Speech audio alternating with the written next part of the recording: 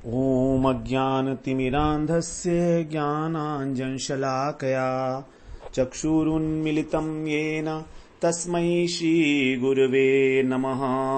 वन्देऽहं श्रीगुरो श्रीयुत्पदकमलं श्रीगुरून् वैष्णवांश्च श्रीरूपं साग्रजातं सहगण रघुनाथान्वितं तं सजीवम् साद्वैतं सावधूतं परिजनसहितं कृष्ण चैतन्यदेवं श्रीराधा कृष्णपादान् सहगण ललिता श्रीविशाखान्वितांश्च तमादिदेवं करुणानिधानं तमालमर्णं सुहितावतारम् अपार संसार समुद्र सेतुं भजामहे भागवत स्वरूपम्। हे देव हे दैत हे भुवनैक बंधो हे कृष्ण हे चपल हे करुणैक सिंधो हे नाथ हे रमण हे नयनाभिराम हा हा कदानुद्भवितासि पदं दृशोर्मे। श्री कृष्ण चैतन्य प्रभो नित्यानंद श्री अद्वैत गदाधर शिवसदि गौर भक्त वृंद। हरे कृष्णा कृष्णा कृष्णा हरे हरे, हरे राम राम राम हरे हरे। हरे कृष्णा। सर्वप्रथम मैं अपने गुरुपाद पद्म ओम विष्णुपाद अष्टोत्तर शत श्री श्रीमद् भक्तिवेदांत माधव गोसाई महाराज के चरण कमलों में अनंत कोटि दंडवत प्रणाम ज्ञापन करता हूं। हम लोग श्रीमद् भागवत पुराण में छठा स्कंध श्रवण कर रहे हैं, जिसमें 11वां अध्याय हमारा चल रहा है। पोषण लीला, किस प्रकार भगवान ने इंद्र के ऊपर कृपा की है। तो इसमें 11वें अध्याय में हम लोगों ने वृत्तासुर ने किस प्रकार से देवताओं को संबोधित किया, इंद्र इत्यादि को, कि यदि तुम्हारे अंदर शक्ति है तो तुम इन भागते हुए पलायन करते हुए असुर सेना को पीछे से क्यों मार रहे हो। यदि शक्ति है तो तुम मेरे सामने आओ, मैं तुमको वास्तव में युद्ध का जो है आनंद, युद्ध का आस्वादन कराऊंगा मैं तुमको। फिर उसके बाद उसने बड़ा अट्टहास किया और कुचलने लगा सभी लोगों को, देवताओं को वहां पर। तब जब इंद्र ने उसके ऊपर वो अपनी गदा चलाई तो गदा को हाथ में ले लिया उसने बाएं हाथ में और उसी के ऐरावत हाथी के ऊपर मारा। ऐरावत जख्मी हो गया और काफी कदम पीछे हट गया। इस बीच में उसने किसी प्रकार का कोई आयुध प्रयोग नहीं किया इंद्र को मारने के लिए। फिर वृत्तासुर इंद्र से हंसता हुआ बोला, उसको स्मरण हो आया कि किस प्रकार से इंद्र ने मेरे भाई की हत्या की है। ये बड़ा शोक का विषय था उसके लिए। तो उसने कहा कि तुमने मेरे भाई की हत्या की है, जो ब्राह्मण थे और तुम्हारे गुरु भी थे। अब मैं तुम्हारे को मारकर ही उस ऋण से उड़ीण हो पाऊंगा। और फिर ये भी बताते हैं कि देखो, ऐसा भी संभव है इंद्र कि हो सकता है तुम ही मुझे मार दो। तो तुम मुझे मार दोगे तो भी कोई आपत्ति नहीं है मुझको किसी प्रकार की, क्योंकि मेरा जो शरीर है वो पशु पक्षियों के काम आएगा और कर्म बंधन से मुक्त हो जाऊंगा, मैं ऋण से मुक्त हो जाऊंगा और मैं उस लोक में जाऊंगा जहां महापुरुष जाते हैं। मैं उनकी चरण रज का आश्रय ग्रहण करूंगा। इसीलिए कह रहे हैं कि मैं तेरे सामने खड़ा हूं, तेरा शत्रु हूं, तू अपना वज्र का प्रयोग कर। ऐसा मत सोचना कि जैसे तेरी गदा निष्फल हो गई थी वैसे वज्र भी निष्फल हो जाएगा, क्योंकि दधीचि ऋषि की शक्ति से बना है, हड्डियों से, और भगवान का इसके अंदर तेज जो है सन्निहित है। तो इसीलिए तू मुझे मार डाल, क्योंकि जिस पक्ष में भगवान होते हैं उधर ही विजय होती है। तो पता है वृत्तासुर को कि वो मरने वाला है, इसीलिए अब कह रहा है कि जो भगवान हैं उनकी भी बड़ी अजीब बात है कि वो जो उनके अपने निज जन होते हैं उनको कोई किसी प्रकार की संपत्ति नहीं देते हैं, न इस पृथ्वी की, न स्वर्ग की, न रसातल की, क्योंकि उससे तो उनको द्वेष ही मिलता है ना। उनको द्वेष, उद्वेग, अभिमान इत्यादि हो जाता है। इसीलिए, और यहां तक कि जो उसके अपने भक्त होते हैं भगवान के, उनके सभी प्रयासों को निष्फल कर लेते हैं। धर्म अर्थ काम के लिए जो भी कार्य करते हैं तो उसको निष्फल कर देते हैं। इसी से उनकी कृपा का अनुमान होता है। बड़ी सुंदर बात बताई है 23वें श्लोक में। तो भगवान के जो अकिंचन भक्त हैं उन्हीं को इस प्रकार की अनुभव होगा कि ये भगवान की कृपा है हमारे ऊपर। जब उनके सब प्रकार के प्रयास जो है निष्फल हो जाते हैं इस जगत के अंदर, तो ये कृपा साधारण लोगों के ऊपर नहीं होती है, अत्यंत दुर्लभ है ये। भगवान ने पद्म पुराण में भी कहा है यही बात, यस्याहम अनुग्रहणामि वित्तम तस्य हराम्यहम करोमि बंधु विच्छेदम सतु दुखे न जीवती। जिसके ऊपर मैं कृपा करता हूं, उसको अनुग्रह करता हूं, उसका धन हर लेता हूं मैं, और फिर उसको बंधुओं से दूर कर देता हूं, बंधु बांधुओं से, तो बड़े दुख के साथ जीता है। और फिर दुख के साथ जीने के बाद क्या है, दूसरी बात, संतापेष्वपि कौन्तेय यदि माम न परित्यजेत ददाम्यहम स्वीय पदम देवानामपि दुर्लभम। यदि वो संताप में भी इतना दुख झेलकर भी संसार के अंदर और मेरा त्याग नहीं करता, तो हे कौन्तेय, हे अर्जुन, ददाम्यहम स्वीय पदम, मैं उसको अपने दास का पद देता हूं। स्वीय पदम, अपने निज गणों के अंदर उसकी गणना कर लेता हूं। देवानामपि दुर्लभम, जो देवताओं के लिए भी अत्यंत दुर्लभ है, अत्यंत दुर्लभ है। तो भगवान उसी को ग्रहण करते हैं जो अपने बंधु बांधुओं के द्वारा छोड़ दिया जाता है और अत्यंत दुखी होकर भी भगवान को नहीं छोड़ता, भगवान को पकड़े रहता है, उसको भगवान जो है अपना प्रेम देते हैं। भागवत में भी यही बात है, 10वें अध्याय में आगे बताएंगे, 28वें श्लोक में, 28वें अध्याय में 8वें श्लोक में, 88वें अध्याय में, यस्याहम अनुग्रहणामि हरिष्यति हरिष्यति तद्धनम शनै ततो अधनम त्यजन्त्यस्य स्वजना दुख दुखितम। जिसके ऊपर मैं अनुग्रह करता हूं उसका धन धीरे धीरे हरण कर लेता हूं, और जब वो धनहीन हो जाता है तब उसको जितने भी स्वजन हैं वो भी दुखी करते हैं, तो उनके दुख से वो बड़ा दुखी रहता है। और ऐसा दुखी होकर भी जब मुझे नहीं त्यागता है तो मैं उसको स्वीकार करता हूं। तो ये भगवान की एक विचित्र सी बात है कि भगवान उसी को, क्योंकि टेस्ट करते हैं ना भगवान भी कि मुझे कितना प्रेम करता है। अब यहां पर हम 24वें श्लोक से और 27वें श्लोक तक जो है वृत्तासुर की स्तुति का श्रवण करेंगे। बड़ी सुंदर स्तुति है, भक्तिमय जीवन का सार है इन चारों स्तुतियों में। तो बड़ी एकाग्रता के साथ हम लोग इसे श्रवण करेंगे, आपसे निवेदन है।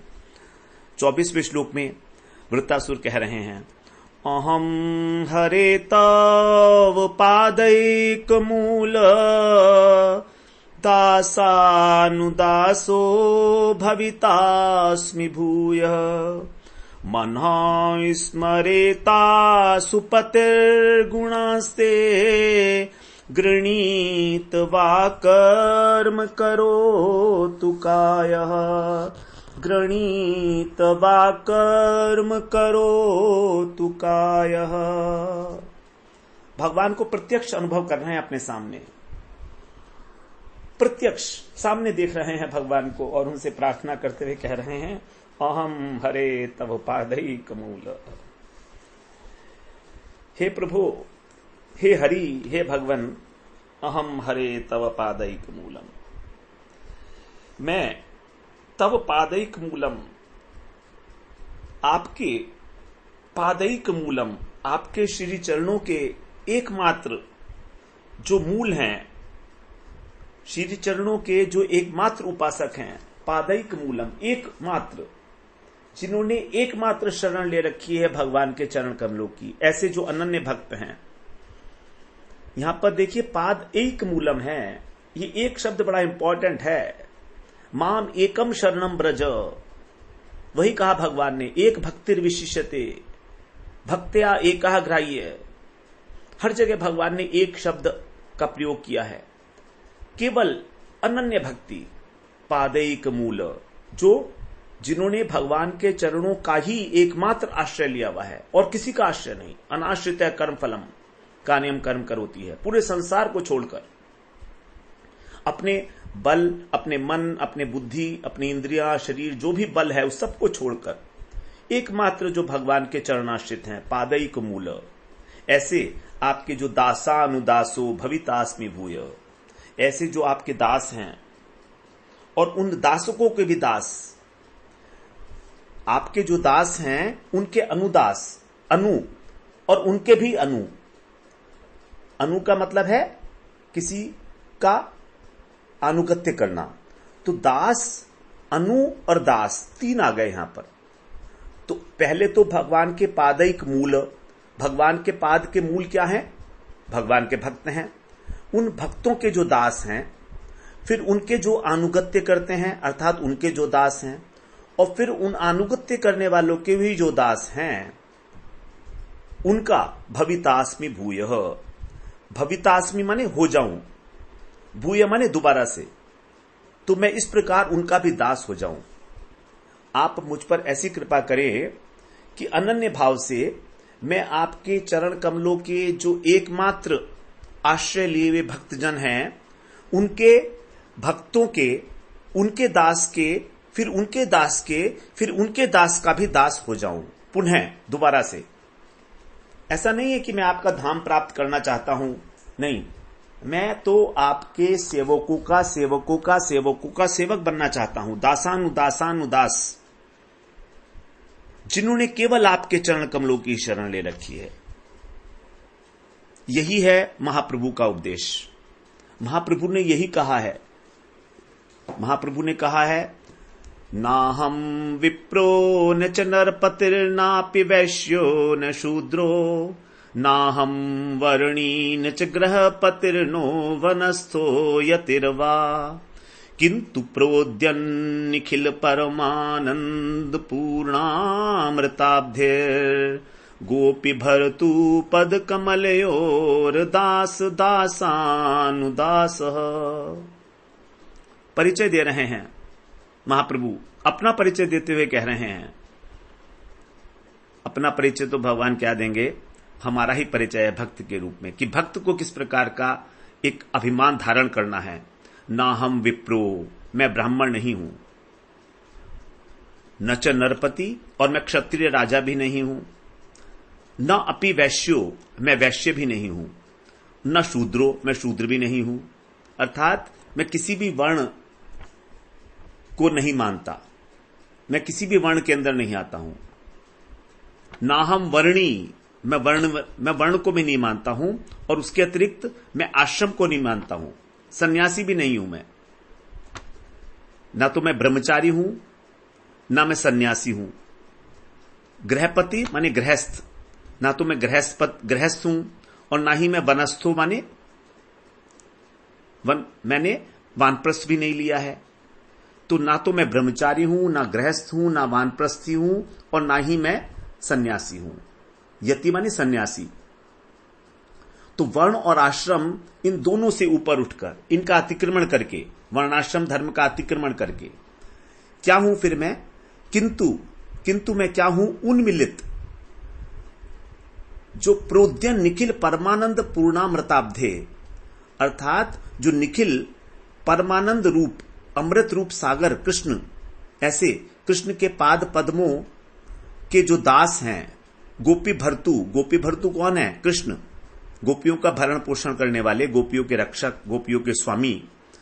ऐसे कृष्ण के पद कमलियों, उनके चरण कमलों के जो दास हैं, उनके दास के दास का दास हूं मैं। यही कह के उन्होंने अपना परिचय दिया है।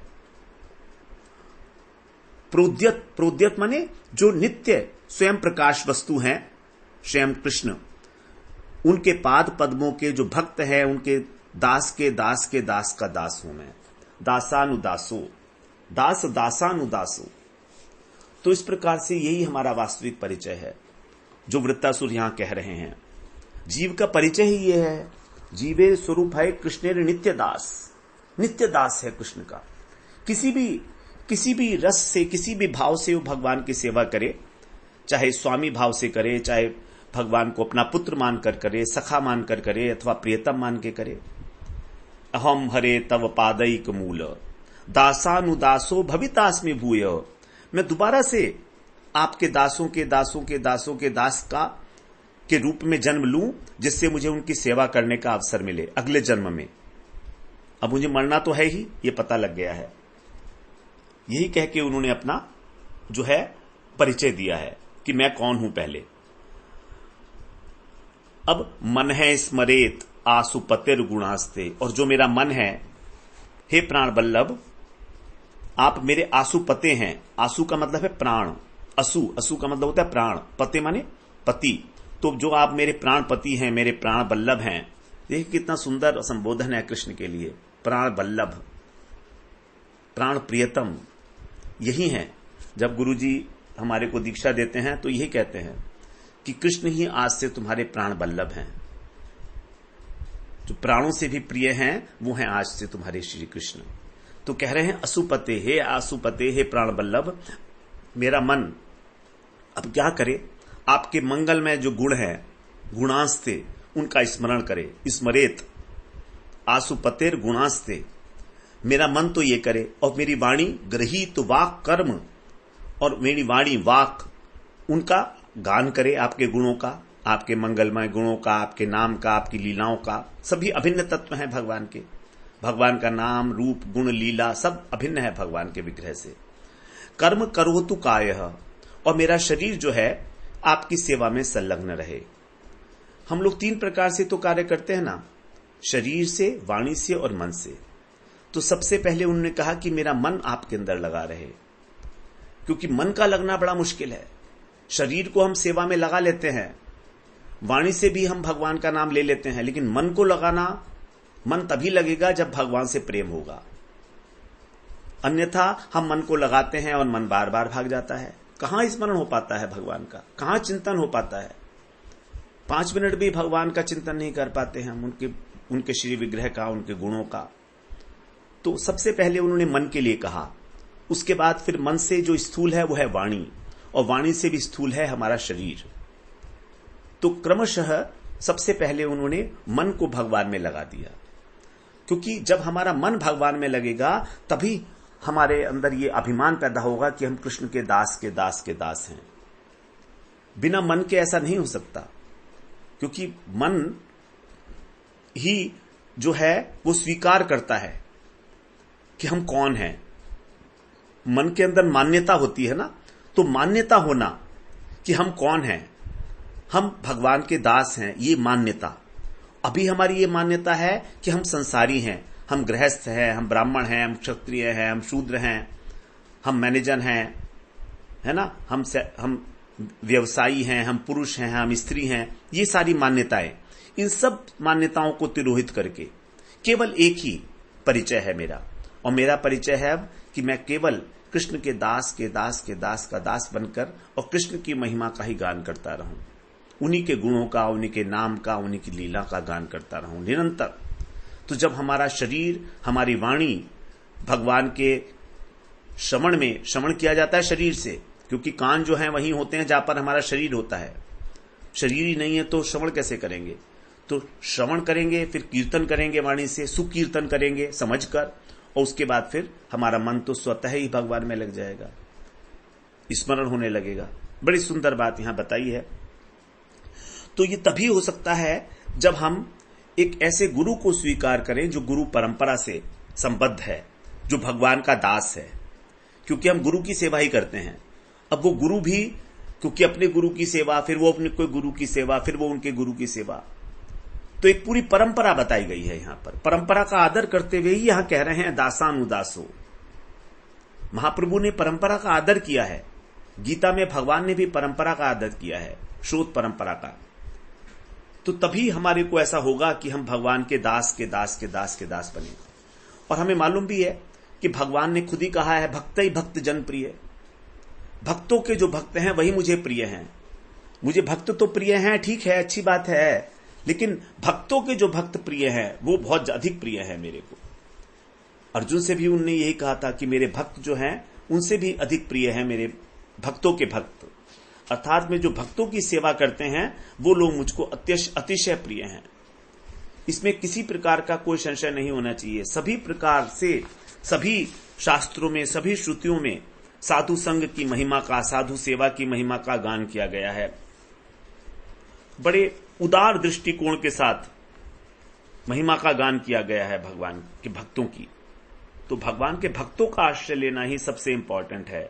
भगवान का तो हम आश्रय ले लेते हैं, भगवान के प्रति तो हमारी बुद्धि हो जाती है, श्रद्धा हो जाती है, लेकिन गुरु के प्रति, भक्तों के प्रति ऐसी श्रद्धा होना ये बड़ा दुर्लभ है। आदि पुराण में कहा, ये में भक्त जना पार्थ न में भक्तश्च ते जनः मद भक्तांच ये भक्तास्ते में भक्त तमामतः। जो मेरे भक्त हैं अर्जुन, वो तो मेरे भक्त है ही नहीं। न मे भक्तस्ते जना, वो मेरे भक्त नहीं है। तो फिर मद भक्तांच ये भक्ता, मेरे भक्तों के जो भक्त हैं वही सबसे उत्तम भक्त हैं। भक्त तमामतः, मेरा ये मत है कि वो सर्वश्रेष्ठ भक्त हैं, मेरे भक्तों के भक्त। तो बड़ी सुंदर बात है। तो सब प्रकार से गुरु के निर्देश में, गुरु के अनुगत्य में, वैष्णवों के अनुगत्य में अपने मन, वाणी और शरीर को भगवान में लगाना, गुरु के आदेश के अनुसार सेवा करना, मंदिर मार्जन इत्यादि जो भी है, और मन निरंतर कृष्ण के विषय में चिंतन करे, वाणी भगवान के यश का ही जो है गान करे, उन्हीं के गुण गाए, उन्हीं का ही नाम जपे। इस प्रकार से जो प्रेम भक्ति करता है उसी का जीवन सफल बताया गया है। आगे अब कहते हैं वृत्तासुर जी 25वें श्लोक में, न नाक पृष्ठम न च पारमेष्ठ्यम न सार्वभौमम न रसाधिपत्यम न योग सिद्धिर पुनर्भवम वा समंजसत्वा विरही एकांक्षे। यहां पर कहते हैं कि आप मुझे चाहिए क्या, आप मुझे अगला जन्म दे दें दास के रूप में, ये तो मैंने पहले बताया। अब मुझे क्या चीज नहीं चाहिए ये भी मैं आपको बता देता हूं।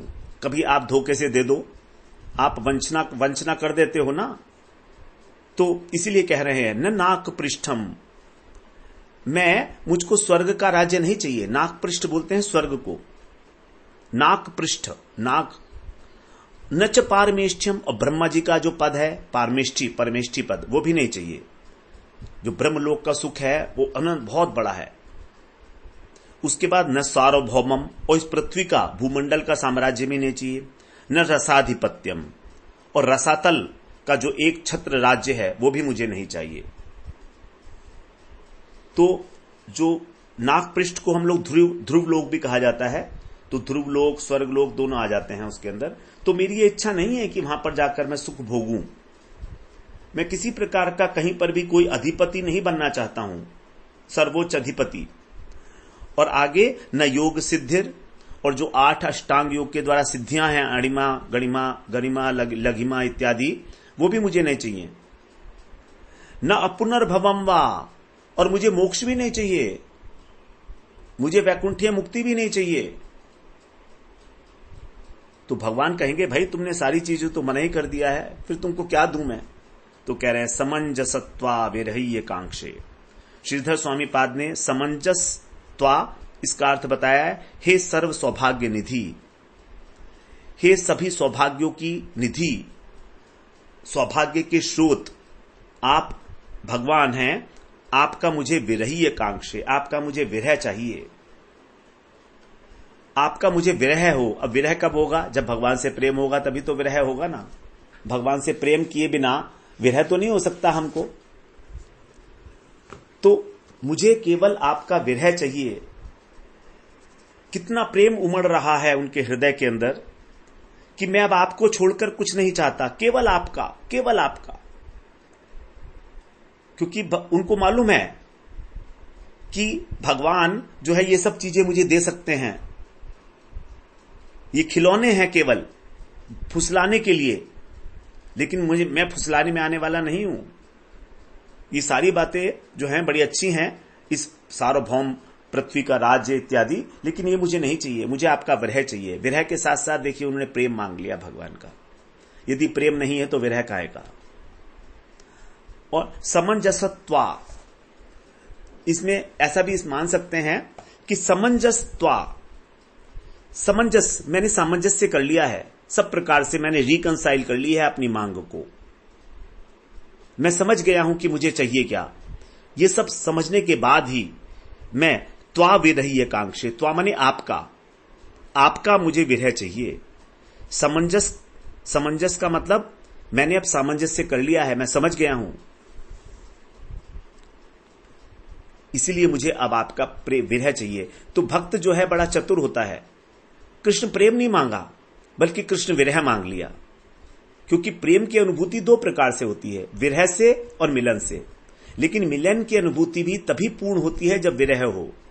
यदि केवल मिलन ही मिलन है तो प्रेम की पूर्णानुभूति नहीं है, क्योंकि विरह ही प्रेम को जो है मिलन को पुष्ट करता है।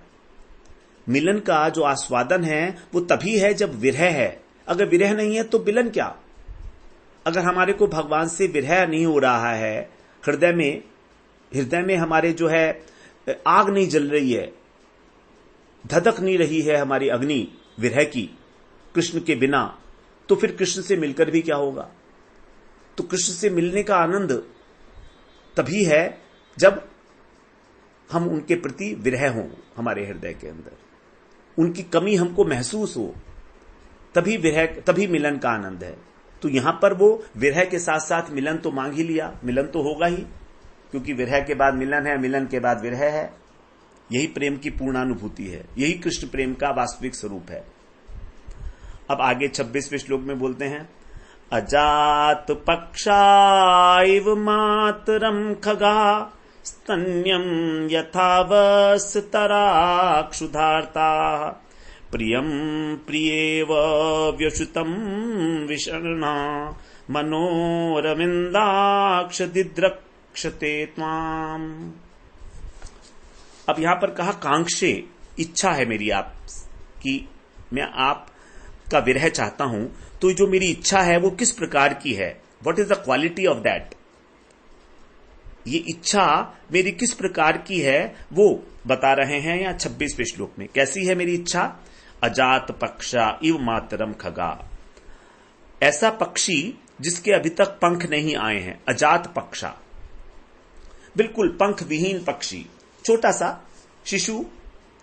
तो हे मनो अरविंदाक्ष, हे अरविंदाक्ष, हे कमल नयन भगवान, जैसे पक्षियों के जब पंख नहीं होते, पक्ष विहीन होते हैं, पंख नहीं होते उनके, तो क्या करते हैं, इव मातरम खगा, अपनी मां का इंतजार करते हैं वो, उसके समान मैं भी आपका प्रतीक्षा कर रहा हूं, क्योंकि मां आएगी, वो उनको जो है दाना खिलाएगी, प्रतीक्षा करते रहते हैं। लेकिन वो प्रतीक्षा करने का कारण क्या है, क्योंकि मां जो है उनको स्वार्थ, उनको भूख लगी है, तो उनकी भूख को शांत करेगी मां, अपने मुंह से जब दाना चुग कर लाएगी, उनको खिलाएगी।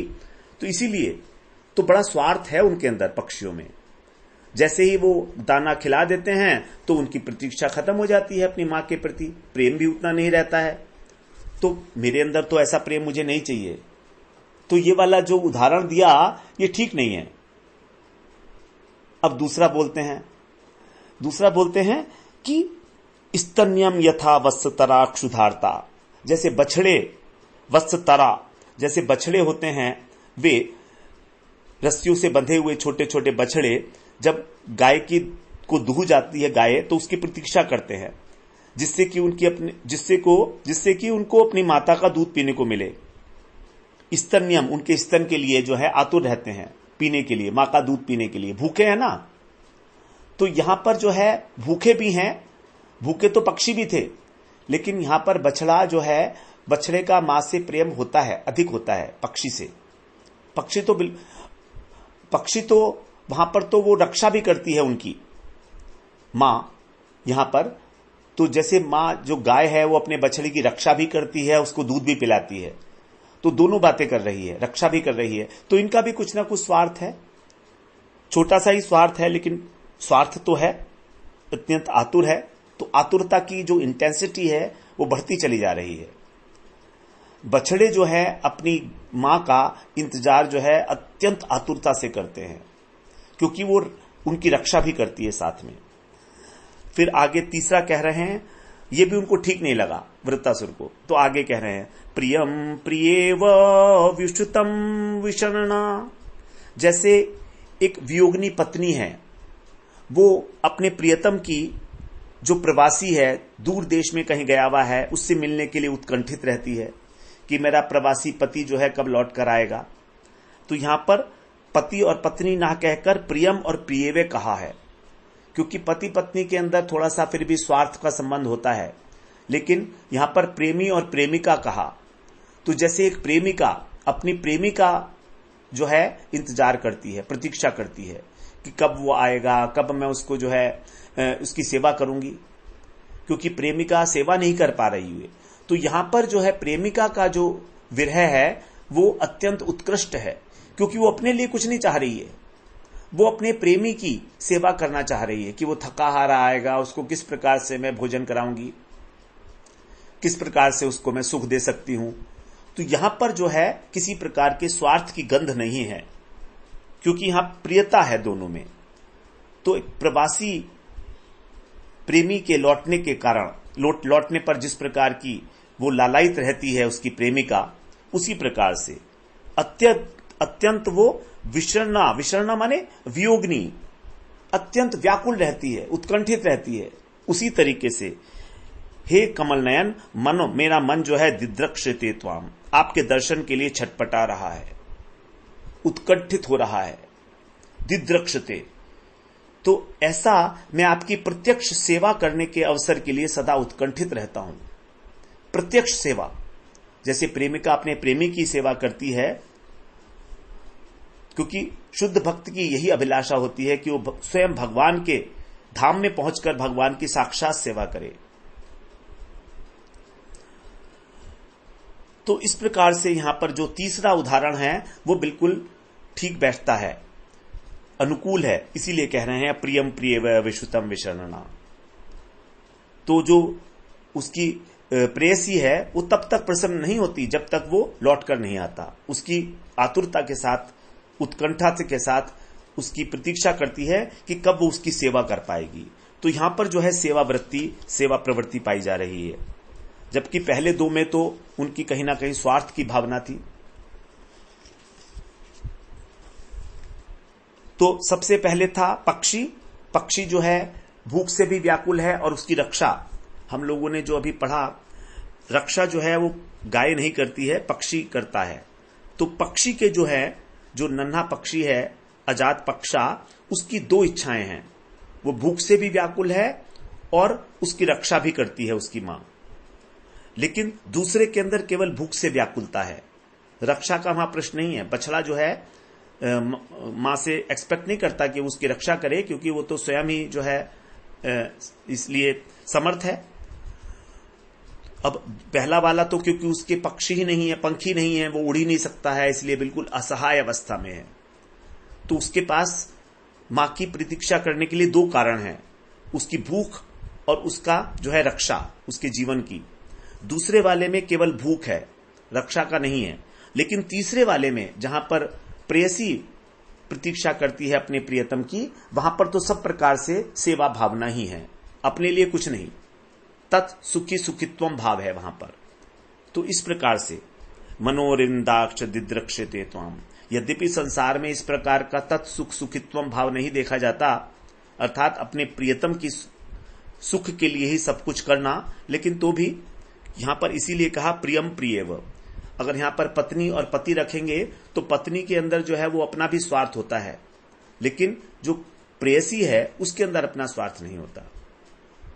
तो इस प्रकार से 26वें श्लोक में श्रवण किया। अब 27वें श्लोक में कह रहे हैं, ममोत्तम श्लोक जनेषु सख्यम संसार चक्रे भ्रमतः स्वकर्म भी त्वन्माययात्मात्मजः आत्मा जिग्दार गेहेषु असक्त चित्तस्य नाथ भूयात्। मम उत्तम श्लोक जनेषु सख्यम, हे उत्तम श्लोक, जो उत्तम श्लोक हैं उनके जन, उत्तम श्लोक के जन कौन है? भगवान के भक्त। तो भगवान को कहा गया उत्तम श्लोक क्योंकि उनकी उत्तम श्लोकों के द्वारा स्तुति की जाती है, इसीलिए। तो हे उत्तम श्लोक प्रभो, आपकी माया से, त्वत् माया, आपकी माया के अनुसार, स्वकर्म भी, अपने अपने कर्म के अनुसार, संसार चक्रे, संसार चक्र में भटकते हुए, भ्रमतः, आत्मज दार गेहेशु, आत्म माने शरीर, आत्मज माने पुत्र, दार माने पत्नी और गेह माने घर। ये चार चीजें ही हमको बांधती हैं, हमारा शरीर, पुत्र, स्त्री और घर, इनके अंदर जो मेरा आसक्त चित्त है, आसक्त चित्तस्य, वो ऐसा मेरा जो चित्त है बार बार जो मुझको इस संसार के अंदर भटकना पड़ रहा है जिसके कारण, तो इनके अंदर मेरा कभी भी किसी प्रकार से संबंध न हो। तो फिर क्या हो? संबंध कहां पर हो? संबंध हो जनेषु सख्यम। आपके जो निज जन हैं, आपके जो भक्त हैं, प्यारे भक्त हैं, उनसे मेरा सख्य भाव हो, मेरा प्रेम मैत्री बनी रहे। जहां जहां भी मैं जिस जिस जन्म में जाऊं, जिस जिस योनि में भटकूं, वहां वहां तो मेरे कर्म के अनुसार मुझे जो भी मिलेगा, जो भी स्थान मिलेगा अगले जन्म में, वहां पर मेरा इन चारों से किसी प्रकार का कोई संबंध ना रहे, मैं इनमें आसक्त ना हो जाऊं। क्योंकि माया सबसे पहले क्या करती है? हमको सबसे पहले अपने शरीर में आसक्त करती है, और उसके बाद फिर इस शरीर से संबंधी जो भी व्यक्ति हैं, स्त्री है, पुत्र है, घर है, धन है, इत्यादि इत्यादि। तो हमारा जो अहम और मम भाव है, ये अहम और मम भाव ही सबसे मुश्किल भाव है हमारा, इससे छुटना। माया का स्वरूप ही यही बताया गया है। माया का मतलब ही है अहम और मम भाव, इसके अतिरिक्त माया और कुछ नहीं है। तो जब हमारा ये अहम और मम भाव नष्ट हो जाता है, आसक्ति खत्म हो जाती है, तभी हमारा जो चित्त है वो भगवान में रमण करता है। तो ये जो अहम भाव है ये हमें संसार में फंसाता है, और मम भाव इसी अहम भाव को पुष्ट करता है। और इसका एक ही सॉल्यूशन है, वो है मम उत्तम श्लोक जनेषु सख्यम, अर्थात साधु जो भगवान के अपने जन हैं उनके साथ हमारा सख्य भाव हो, उनमें आसक्ति हो जाए। तो जब प्रभु के भक्तों से हमारी आसक्ति हो जाती है, क्योंकि भगवान की कृपा से अधिक भगवान के भक्त कृपा करते हैं। बहुत सेवन करने से ही तीर्थ हमको पवित्र करते हैं, लेकिन जो तीर्थों को भी तीर्थत्व प्रदान करते हैं वैसे होते हैं भगवान के भक्त, क्योंकि उन्हीं की चरण धूलि में स्नान करके तो हमको तत्व बोध होता है। हमें एक प्रकार का अभिमान हो जाता है कि हां, हम भगवान के दासों के दास हैं। ये बहुत बड़ी बात है। तो भगवान हमको मोक्ष दे सकते हैं, लेकिन प्रेम नहीं दे सकते। प्रेम तो जो है भगवान के भक्तों के पास होता है ना। तो जिसके पास जो चीज है वो वही चीज तो हमको देगा ना। तो भगवान के भक्तों के पास भगवान का प्रेम होता है। इसीलिए कहा गया है कि मेरा जो आसक्ति है, मेरा जो सख्य भाव है, मेरी जो मैत्री है, वो भगवान के भक्तों के साथ हो जाए। भगवान के भक्त जो हैं वो ही हमारा कल्याण करते हैं। और ये भगवान के भक्तों का जो संग है हमको केवल इस मनुष्य जन्म में ही मिल सकता है। तो यदि हमारे मनुष्य जन्म लेकर भी भगवान के भक्तों से प्रेम नहीं किया तो धिक्कार है हमारे जीवन को।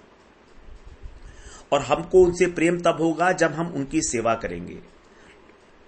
यदि हम लंबे समय तक किसी भी की सेवा करें, थोड़ी सी भी, तो भी हमें उससे आसक्ति हो जाती है। तो केवल साधु संग से, भक्तों के संग से, भक्तों से प्रेम करके ही हमारा हृदय परिवर्तन होता है। पता नहीं कौन से शब्द से, उनके किस बात से हमारे हृदय में खलबली मच जाए और हमारा पूरा जीवन ही बदल जाए। किस प्रकार वो अपनी वाणी से हमारी आसक्ति को छिन्न भिन्न कर दें। संत एवास्य चिंदंती मनोव्यासंगम उक्ति भी, अपनी किस प्रकार की उक्ति के द्वारा, किस प्रकार के वचन के द्वारा हमारे मन की जो संसार में व्यासंगम अच्छी प्रकार से आसक्त हो चुका है मन, स्त्री में, पुत्र में, घर में, संसार में, उसको छिन्न भिन्न कर दे। संत एव, केवल संत ही ऐसा काम कर सकते हैं। इसलिए कह रहे हैं मम उत्तम श्लोक जनेषु सख्यम। किसी भी जगह मेरा जन्म हो, मुझे कोई चिंता नहीं है, किसी भी हो, लेकिन आपके भक्तों का संग मुझे हमेशा मिलते रहे। और सभी भक्तों ने इसी प्रकार की प्रार्थना की है भगवान की।